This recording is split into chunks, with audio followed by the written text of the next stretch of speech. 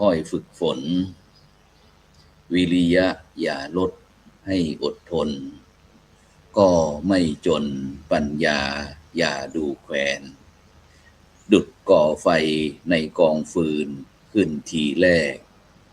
ไฟจะแตกกระจายคล้ายวงแหวนจะลุกลามไปไกลได้ทั่วแดนก็เปรียบแม้นดั่งไฟไม่กระจายอย่าได้หมิ่นนักปราชญ์ฉลาดน้อยดุจเพชรพลอยกระจ้อยล่อยค่ามากหลายอันว่าเพชรเม็ดเล็กเท่าเม็ดทรายค่ามากมายกว่าทรายหลายร้อยกอง ก็ขอกล่าวเพราะว่าธรรมะสวัสดีนะกับบรรดาท่านผู้ฟังแล้วก็ท่านผู้ชมทุกท่านที่กำลังติดตามรายการธรรมะรับอรุณในเช้าวันศุกร์ที่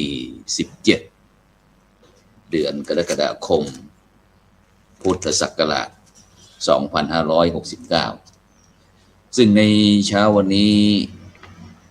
กับผมอัตมภาพและพระครูโสพลปริยัติก็ได้นำรายการธรรมะรับอรุณมาพบกับบรรดาท่านผู้ฟังท่านผู้ชมทางช่องธรรมะเป็นทีมทีวีออนไลน์ทาง Facebook ทาง YouTube และสถานีวิทยุเครือข่ายคลื่นสีขาวชาวประชา8จังหวัดภาคเหนือ FM 104.50 เมกะเฮิรตซ์วัดฝายหินอำเภอเมืองเชียงใหม่จังหวัดเชียงใหม่ซึ่งตามปกตินั้นก็จะวันศุกร์นี้ก็จะพบกับท่านอาจารย์พระครูสิริสุตตโสพลด็อกเตอร์หลวงพ่อเจ้าคณะอำเภอดงเจริญจังหวัดพิจิตรแต่เนื่องจากในเช้านี้หลวงพ่อนั้นก็จะติดศาสนกิจนะเอาเป็นพระมหาเถระในอำเภอระดับอำเภอนะก็จะต้องให้กำลังใจพุทธบริษัททั้งอำเภอแล้วก็จังหวัดนะฉะนั้นก็ต้องขอบคุณอนุโมทนานะที่ท่านอาจารย์พระครูสิริสุตตโสพลด็อกเตอร์นะซึ่งท่านก็จะใช้พรรณนาโวหารนะตามที่ท่านได้พูดให้ฟังถึงเรื่องบรรพบุรุษบรรพชนอะไรต่างๆของท่านนะซึ่งก็เป็นที่น่าอนุโมทนายินดีนะฉะนั้นวันนี้หลวงพ่อติดนะพระครูโสพลปริยัติทำหน้าที่การแทนนะแต่อย่างไรก็ตามบรรดาท่านผู้ฟังทั้งหลายนะถึงแม้หลวงพ่อไปมาแต่วันศุกร์ต่อไปหลวงพ่อก็ต้องมานะเพราะว่าติดศาสนกิจนะแต่คุณภาพก็ยังเหมือนเดิมนะเพราะว่าพระสงฆ์นักพัฒนาของเราจากช่องธรรมะเป็นทีมจะใครก็ได้นะไม่จะเป็นว่าจะต้องรูปใดรูปหนึ่งรูปหนึ่งไม่อยู่รูปใดรูปหนึ่งรูปใดรูปหนึ่งก็ต้องแทนได้นะนี่คือศาสนาบุคคลในทางพระพุทธศาสนาของเราซึ่งโดยเฉพาะในช่วงนี้ก่อนที่เพราะว่าเดือนนี้ก็เป็นเดือนสำคัญนะตั้งแต่วันที่28ก็เป็นวันท้ายวันประสูติของในหลวงรัชกาลที่10นะพระบาทสมเด็จพระวชิรเกล้าเจ้าอยู่หัวนะวันที่29นะก็จะเป็นวันอาสาฬหบูชานะวันอาสาฬหบูชาวันที่30ก็จะเป็นวันเข้าพรรษานะฉะนั้นก็พี่น้องประชาชนคนไทยนะทุกหมู่เราก็ต่างก็เตรียมนะที่จะเข้าเทศกาลพรรษาเข้าพรรษานะแล้วก็จะมีการถวายธูปเทียนนะซึ่งในช่วงนี้ทางวัดต่างๆนะก็จะมีพี่น้องประชาชนพุทธศาสนิกชนทั้งชาวไทยก็ต่างประเทศนะเดินทางกันทั่วนะฉะนั้นก็โดยเฉพาะนะที่วัดพระสิงห์วรมหาวิหารนี่ก็มากมายเช่นเดียวกันนะซึ่งโดยเฉพาะในวันนี้ก็เป็นอีกวันหนึ่งนะที่มีความสำคัญนะเกี่ยวกับทางคณะสงฆ์นะจังหวัดเชียงใหม่ร่วมกับส่วนราชการกรมการปกครอง กระทรวงมหาดไทยพร้อมทั้งภาคีเครือข่ายก็จะได้จัดกิจกรรมการแก้ไขปัญหาสถานะและก็สัญชาติของเด็กนักเรียนจีนะซึ่งบอกว่าห้อมรักห้อมห้อมรักห้อมฮักห้อมใจแก้ไขสถานะจีเชียงใหม่นะในวันศุกร์ที่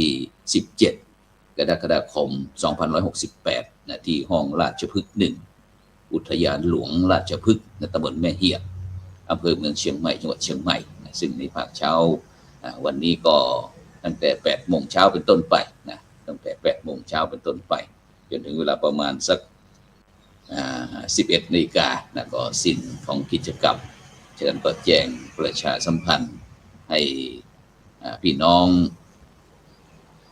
ทั้งหลายบรรดาท่านผู้ฟังท่านผู้ชมได้รับทราบนะโดยเฉพาะความที่พวกเราได้เรียนประวัติศาสตร์ของ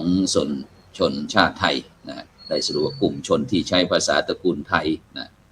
ไตนะมีถิ่นฐานดั้งเดิมกระจายอยู่ทั่วไปตามภูมิภาคเอเชียตะวันออกเฉียงใต้นะและก็ตอนใต้ของจีนนะก่อนที่จะอพยพเคลื่อนย้ายลงตามแม่น้ำไม่ว่าจะเป็นแม่น้ำแม่น้ำโขงนะแล้วก็มาทางเหนือของเราก็ปิงวังยมน่านนะทุกแม่น้ำแม้แต่สาขาเล็กๆต่างๆเหล่านี้นะหลายกลุ่มในดินแดนซึ่งก็ผสมผสานกับผู้คนหลากหลายกลุ่มในแดนไทยในปัจจุบันจนเกิดเป็นรัฐแล้วก็พัฒนามาเป็นประเทศไทยนะซึ่งก็ถิ่นกำเนิดของชนชาติไทยนั้นก็มีแตกต่างกัน5 ทฤษฎีหลักนะก็1ก็มาจากเขาอันไตนะความเชื่อเดิมที่ว่าคนไทยอพยพมาจากมองโกเลียนะปัจจุบันนักวิชาการบางส่วนก็เลิกเชื่อแล้วนะ2ก็มาจากตอนใต้ของจีนมณฑลยูนนานกวางสีนะทฤษฎีนี้ที่ได้รับการยอมรับมากที่สุดสันนิษฐานว่าคนไทยเคยตั้งอาณาจักรน่านเจ้าก่อนอพยพลงใต้นะแล้วก็3อาศัยอยู่ในดินแดนไทยปัจจุบันอยู่แล้วนะแนวคิดนี้ชื่อว่ากลุ่มคนพูดภาษาตระกูลไทยไตอาศัยก็จะกระจายเดิมในแถบอุษาคเนย์4นี่ก็มาจากตอนกลางของจีนบริเวณกลุ่มแม่น้ำแยงซีเกียงนะก่อนจะเคลื่อนย้ายมีการขยายดินแดนของจีนนะแล้วก็5มาจากหมู่เกาะอินโดนีเซียและคาบสมุทรมาลายูนะเคลื่อนย้ายมาจากทางใต้ประวัติศาสตร์ไทยก็แบ่งออกเป็น4 ยุคนะตั้งแต่ยุคก่อนสุโขทัยนะพุทธศักราช 1,800 นะเป็นยุคที่ยังไม่มีการตั้งอาณาจักรใหญ่ดินแดนไทยเต็มไปด้วยชุมชนโบราณอีกนะทั้งขอมทั้งเขมรโบราณอาณาจักรทราวดีนะอาณาจักรศรีวิชัยนะนี่เป็นยุคก่อนสุโขทัยแล้วก็มายุคสุโขทัยที่ก็พุทธศักราช 1,800 นะถึง 1,981 นะเริ่มตั้งแต่พ่อขุนศรีอินทราทิตย์นะสถาปนากรุงสุโขทัยเป็นราชธานีแห่งแรกนะแล้วก็มาถึงยุคอยุธยา 1,893 นะพุทธศักราช 1,893 ถึง 2,310 กรุงศรีอยุธยาเป็นศูนย์กลางการค้านะและก็อำนาจที่ยิ่งใหญ่ยาวนานถึง 417 ปีนะก่อนที่จะล่มสลายลงจากการเสียกรุงศรีอยุธยาครั้งที่ 2แล้วก็สมัยกรุงธนบุรีแล้วก็รัตนโกสินทร์นะตั้งแต่พุทธศักราช 2,310 นะจนถึงปัจจุบันนะที่สมเด็จพระเจ้าตากสินมหาราชกู้เอกราชนะแล้วก็ตั้งเมืองหลวงอยู่ที่ธนบุรีนะต่อมาสมเด็จพุทธยอดฟ้าจุฬาโลกมหาราชทรงย้ายเมืองหลวงจากกรุงเทพมายังกรุงเทพมหานครตั้งแต่ปี 2,325 นะพัฒนาประเทศมาจนถึงปัจจุบันนะฉะนั้นก็ประวัติศาสตร์ไทยก็ไม่ใช่การอพยพของคนกลุ่มเดียวแต่เป็นการผสมผสานทางวัฒนธรรมเชื้อชาติแล้วก็ภาษาของผู้คนหลากหลายกลุ่มในภูมิภาคนี้นะฉะนั้นก็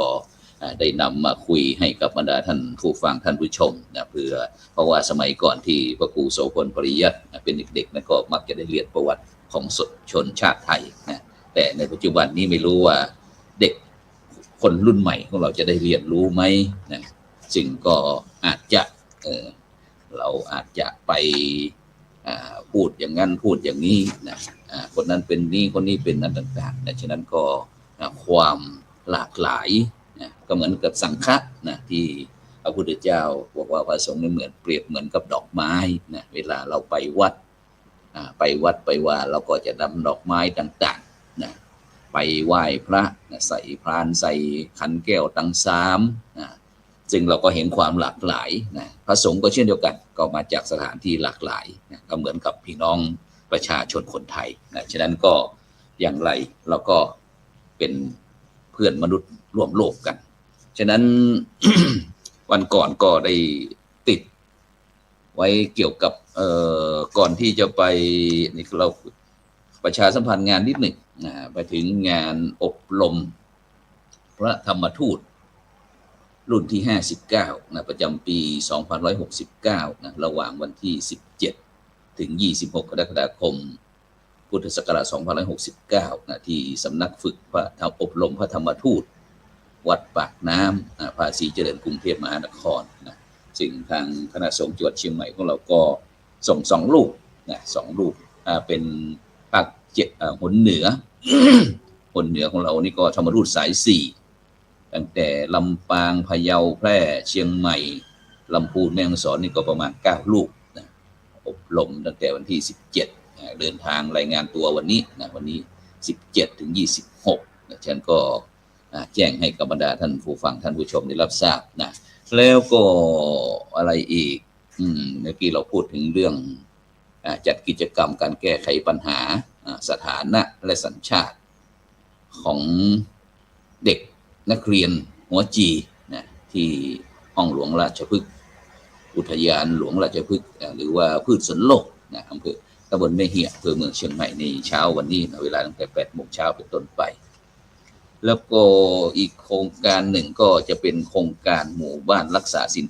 5ก่อนที่จะไปโครงการรักษาศีล 5นั้นก็ทางคณะสงฆ์จังหวัดเชียงใหม่นะในเมตตาพระเดชคุณหลวงพ่อพระเทพมังคลาจารย์นะก็ได้มอบหมายให้พระเดชคุณหลวงพ่อพระเทพสิงหวราจารย์ด็อกเตอร์นะรองเจ้าคณะจังหวัดเชียงใหม่เจ้าอาวาสวัดประสิงห์วรมหาวิหารนะประธานคณะกรรมการ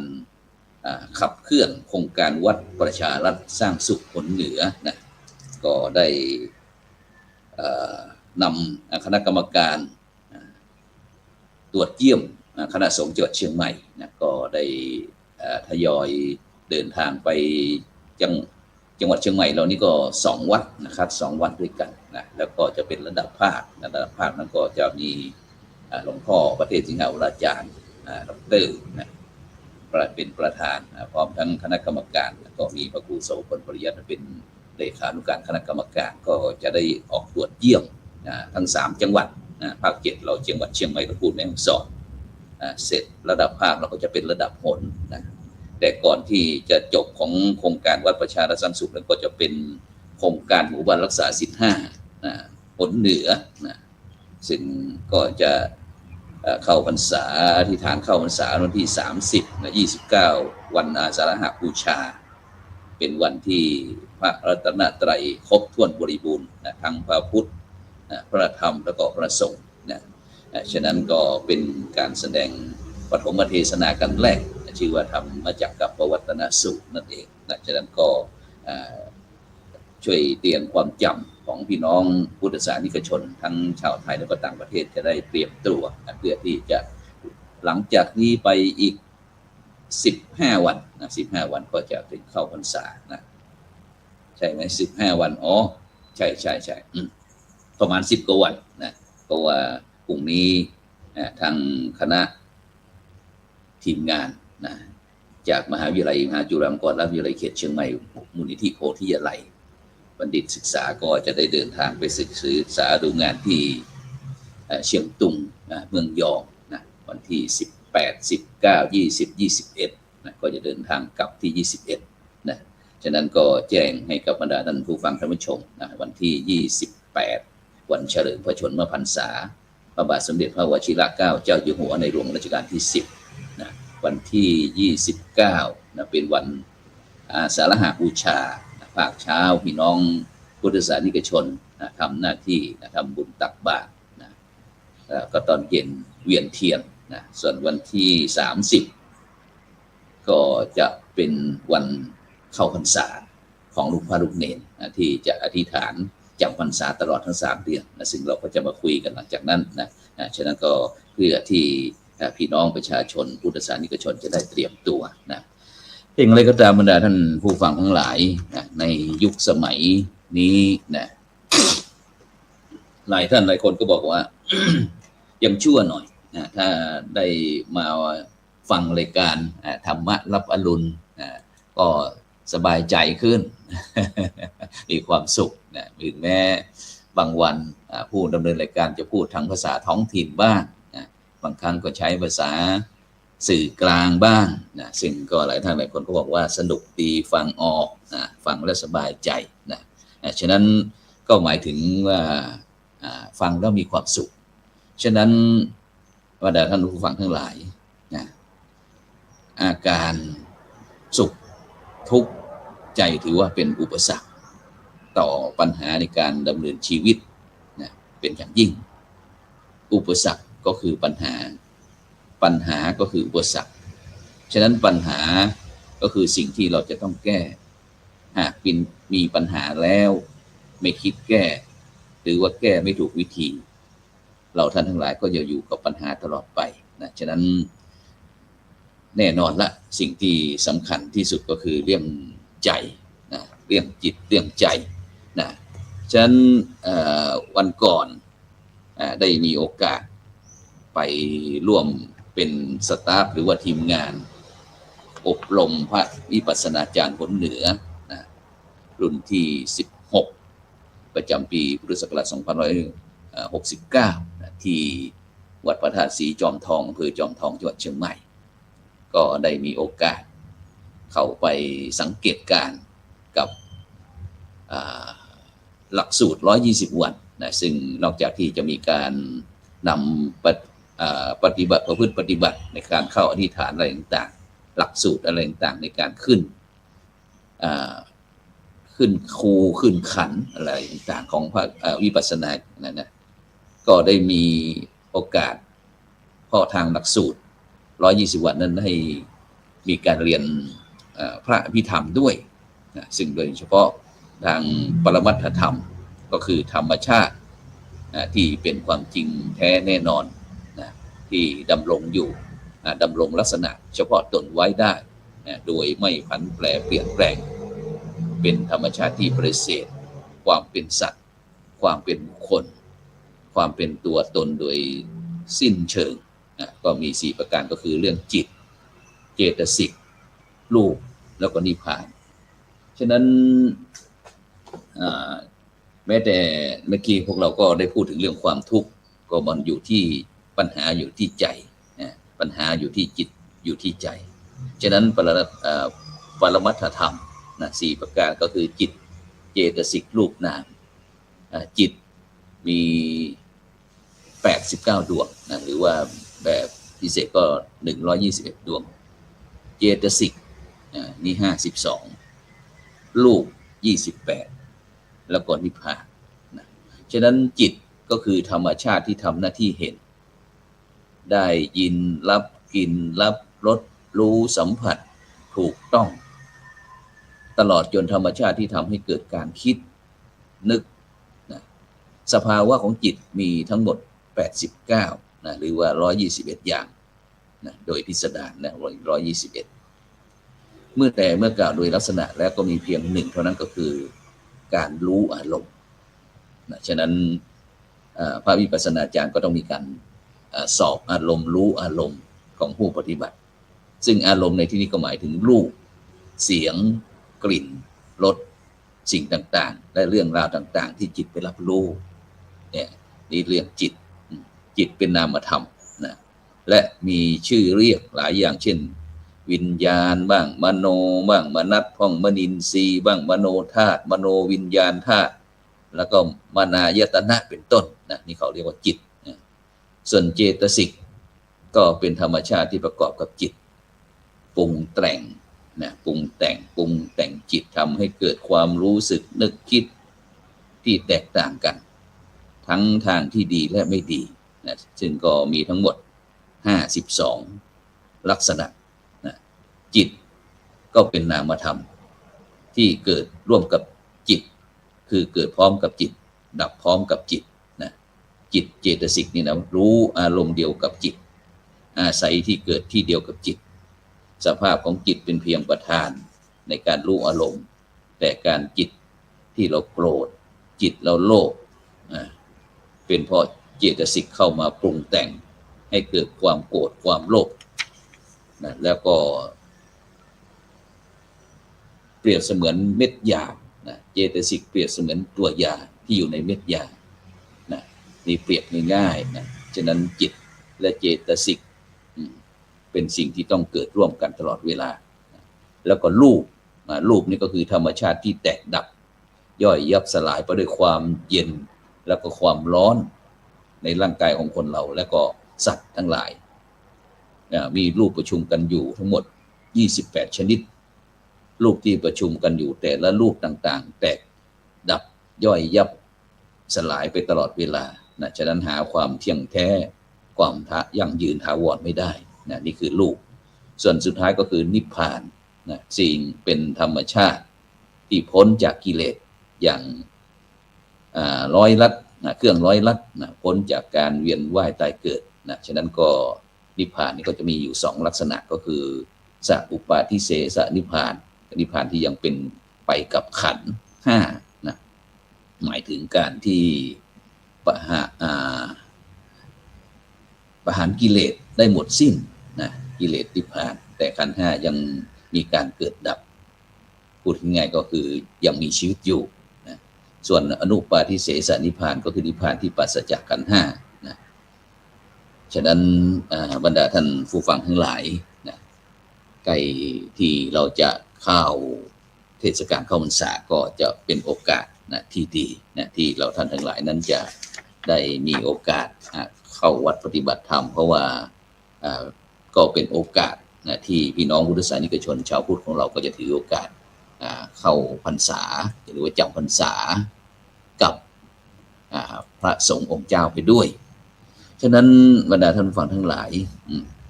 ต่างคนต่างใจต่างความคิดต่างชีวิตต่างกรรมต่างปัญหาต่างภูมิหลังต่างวิถีต่างปัญญาต่างนานาเรื่องไม่ต่างก็คือความตายฉะนั้นเป็นหน้าที่เราจะต้องรีบสะสมบุญกันนะเพราะว่าสมบัติแท้ของมนุษย์ก็คือกรรมจะดีชั่วสูงต่ำหรือดำขาวนะตั้งแต่เกิดกรรมตามติดมาทุกคราวและยังคงติดตามยาวจนสิ้นใจจะสะสมสมบัติใดก็ตามแต่ติดตัวไปไม่ได้แน่เจ้าเห็นไหมที่หอบเอาได้เพียงกรรมนำพาไปแล้วฉะไหนยังแก่งแย่งชิงดีกันเราเกิดมาเพื่อแย่งชิงเท่านั้นหรือจะเป็นเขาหรือว่าเธอแม้แต่ฉันจะโกรธเกลียดมัวอาฆาตทำไมกันเพราะสักวันเราทุกคนล้วนจากลาเราเกิดมาสะสมกรรมทั้งสิ้นจะมัวกินเที่ยวจนหมดวาสนานะต้องตั้งหน้าชดใช้กรรมติดตามมารีบสะสมบุญดีกว่าชาติหน้าจะได้สบาย ฉะนั้นก็แสดงความเสียใจนะครับผู้ที่ได้รับประสบปัญหาเกี่ยวกับที่ไฟไหม้ที่กรุงเทพมหานครนะที่สูญเสียชีวิตไปประมาณ30กว่าชีวิตนะบาดเจ็บอีกนะฉะนั้นสิ่งเหล่านี้นะก็จะเป็นสิ่งที่คอยเตือนจิตสะกิดใจให้พวกเราในการดำเนินชีวิตนั้นจะต้องดำเนินชีวิตด้วยความไม่ประมาทนะฉะนั้นเราจะต้องมาพิจารณาว่าในการดำเนินชีวิตนะเราเนี่ยมีการปรับปรุงเปลี่ยนแปลงอย่างไรบ้างนะสิ่งอย่างวันหนึ่งเรามีหลักเกณฑ์ในการปฏิบัติการดำเนินชีวิตอย่างไรนะอย่านอนตื่นสายนะอย่าอายทำกินอย่าหมิ่นเงินน้อย อย่าคอยวาสนาอย่าเสวนาคนชั่วอย่ามั่วอบายมุขอย่าสุขก่อนหามอย่าพร่ำก่อนทำอย่าลำก่อนเพลงนะอย่าข่มเหงผู้น้อยอย่าคอยประจบอย่าคบแต่เศรษฐีอย่าดีแต่แต่งตัวอย่าชั่วแต่คนอื่นอย่าฝืนกฎระเบียบอย่าเอาเปรียบสังคมอย่าชื่นชมคนผิดอย่าคิดเอาแต่ได้อย่าใส่ร้ายคนดีอย่ากล่าววจีมุสาอย่านินทาพระเจ้าอย่าขาดเขลาเมื่อมีทุกข์อย่าสุขจนลืมตัวอย่าเกรงกลัวงานหนักอย่าพิทักษ์ผ่านชนและอย่าลืมตนเมื่อมั่งมีนะฉะนั้นก็ถามให้ปัญหาของบรรดาท่านผู้ฟังว่าท่านทั้งหลายเนี่ยปฏิบัติได้กี่ข้อนะฉะนั้นในเช้าวันนี้ก็เวลาหมดเวลานะนำรายการจากบรรดาท่านผู้ฟังไปก่อนนะหลังจากเสร็จตรงนี้ก็จะเดินทางไปที่อุทยานธรรมอุทยานราชพฤกษ์หลวงราชพฤกษ์ตำบลแม่เหี่ยอำเภอเมืองเชียงใหม่จังหวัดเชียงใหม่นะเพื่อที่จะไปร่วมกิจกรรมการแก้ไขปัญหาสถานะและสัญชาติของเด็กนักเรียนหัวจีนะซึ่งก็จะมีบรรดาน้องๆสามเณรตัวน้อยๆด้วยนะฉะนั้นก็แจ้งประชาสัมพันธ์นะซึ่งมีความเคลื่อนไหวเหตุการณ์อย่างไรเดี๋ยวตอนเย็นนะก็จะมาคุยให้กับบรรดาท่านผู้ฟังท่านผู้ชมในรายการสังฆพัฒนาเพื่อประชาชนฉะนั้นเวลาเช้าวันนี้เวลาหมดเวลานำรายการธรรมะรับอรุณจากบรรดาท่านผู้ฟังเราจากกันเพื่อที่จะพบกันนะฉะนั้นก็ขอให้ทุกท่านนะมีร่างกายที่ปราศจากโรคภัยไข้เจ็บอายุมั่นขวัญยืนอายุวันโนสุขังพลัง